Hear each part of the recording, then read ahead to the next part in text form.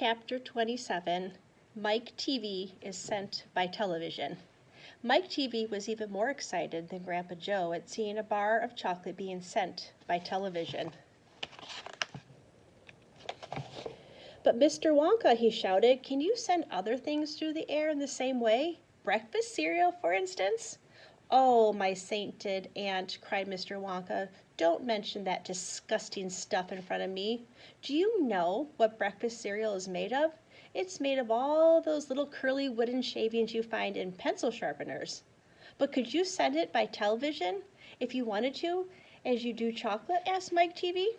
"Of course I could."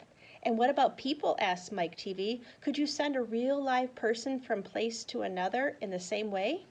"A person!" cried Mr. Wonka. "Are you off your rocket? But could it be done?" "Good heavens, child, I really don't know. I suppose it could. Yes, I'm pretty sure it could. Of course it could. I wouldn't like to risk it, though. It might have some very nasty results." But Mike Teavee was already off and running. The moment he heard Mr. Wonka saying, "I'm pretty sure it could," "of course it could," he turned away and started running as fast as he could towards the other end of the room where the great camera was standing. "Look at me!" he shouted as he ran. "I'm going to be the first person in the world to be sent by television." "No, no, no, no!" cried Mr. Wonka. "Mike!" screamed Mrs. Teavee. "Stop! Come back! You'll be turned into a million tiny pieces." But there was no stopping Mike Teavee now. The crazy boy rushed on, and when he reached the enormous camera, he jumped straight for the switch, scattering Oompa Loompas right and left as he went. "See you later, alligator," he shouted, and he pulled down the switch. And as he did so, he leaped out into the full glare of the mighty lens. There was a blinding flash. There was silence. Then Mrs. Teavee ran forward, but she stopped dead in the middle of the room, and she stood there. She stood staring at the place where her son had been, and her great red mouth opened wide, and she screamed, "He's gone! He's gone!" "Great heavens, he has gone!" shouted Mr. Teavee. Mr. Wonka hurried forward and placed a hand gently on Mrs. Teavee's shoulder. "We shall have to hope for the best," he said. "We must pray that your little boy will come out unharmed at the other end." "Mike!" screamed Miss Teavee, clasping her head in her hands. "Where are you?" "I'll tell you where he is," said Mr. Teavee. "He's whizzing around above our heads in a million tiny pieces." "Don't talk about it," wailed Miss Teavee. "We must watch the television set," said Mr. Wonka. "He may come through any moment." Mr. and Mrs. Teavee and Grandpa Joe and little Charlie and Mr. Wonka all gathered around the television and stared tensely at the screen. The screen was quite blank. "He's taken a heck of a long time to come across," said Mr. Teavee, wiping his brow. Oh dear," said Mr. Wonka. "I do hope that no part of him gets left behind." "What on earth do you mean?" asked Mr. Teavee sharply. "I don't wish to alarm you," said Mr. Wonka, "but it does sometimes happen that only about half the little pieces find their way into the television set. It happened last week.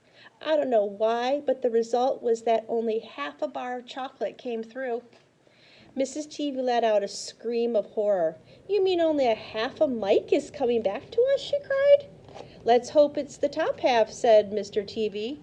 "Hold everything," said Mr. Wonka. "Watch the screen. Something's happening."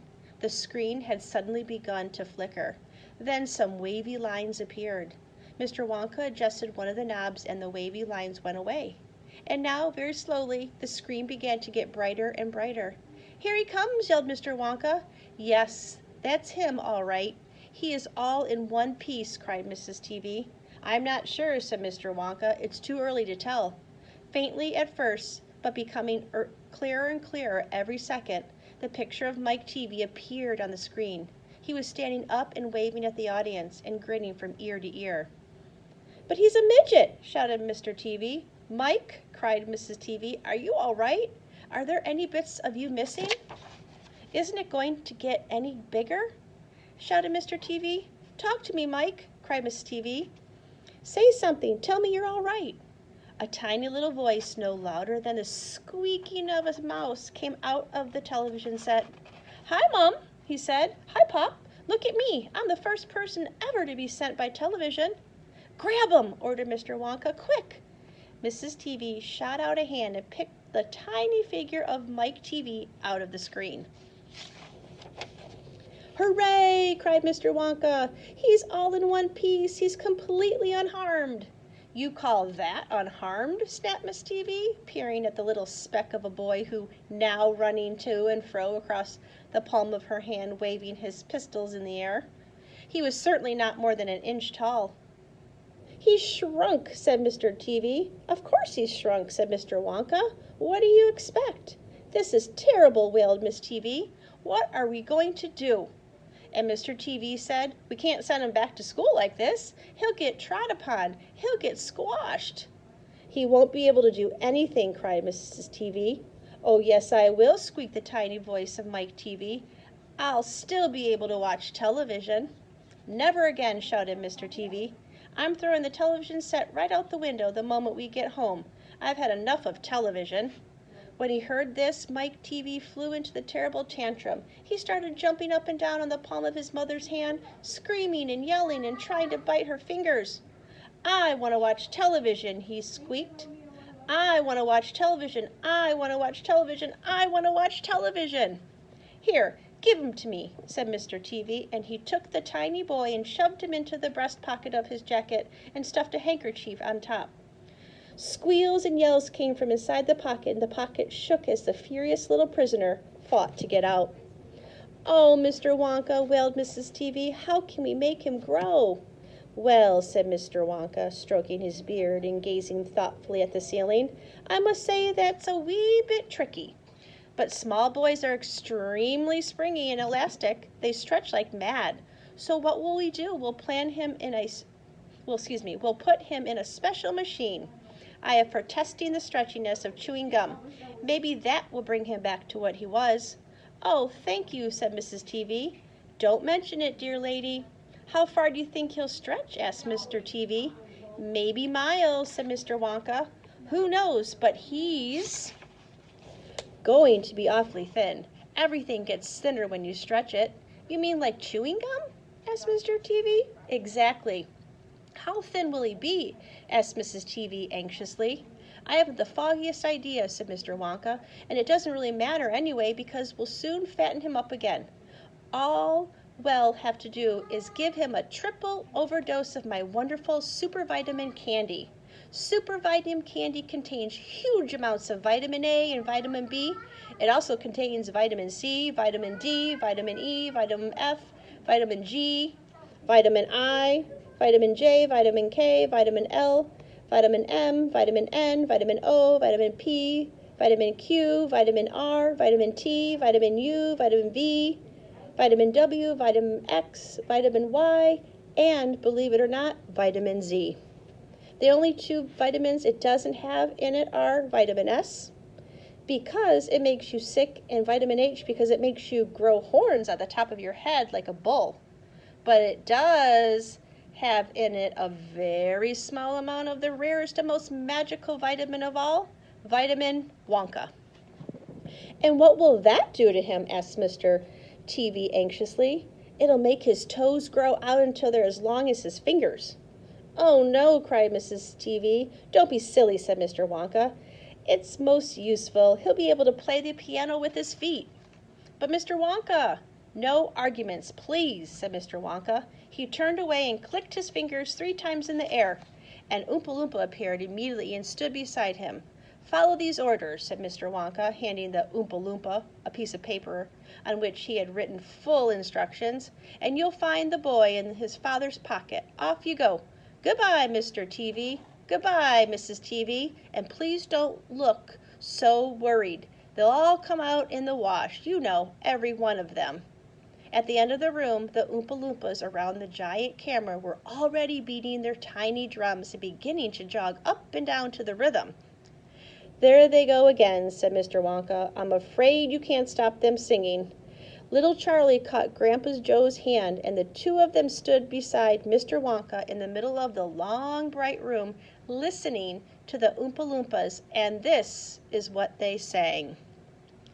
The most important thing we've learned so far as children are concerned is never, never, never let them near your television set. Or better still, just don't install the idiotic thing at all.